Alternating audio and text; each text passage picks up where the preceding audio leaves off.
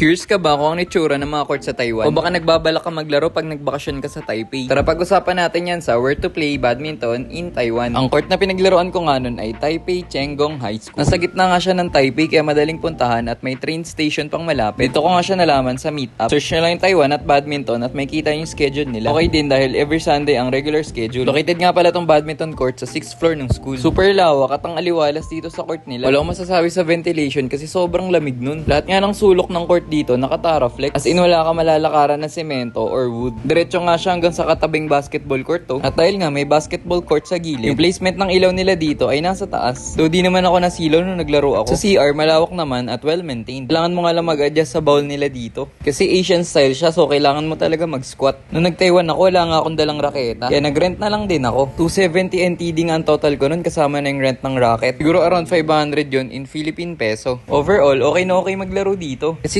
super diverse nung group na to. Iba-iba kasi yung mga lahi ng mga players nila dito eh. Halos lahat sila marunong mag-English kaya madaling makipag-communicate. Sobrang daming ang courts dun sa Taiwan. Kaya sa susunod na balik, for sure, lalaro talaga ulit ako. Hanapin ko talaga kung saan naglalaro si Tai Suying. Hoping makatry pa tayo ng mga courts sa iba-ibang bansa. We'll be uploading Taiwan vlog soon. Kaya like and follow for more.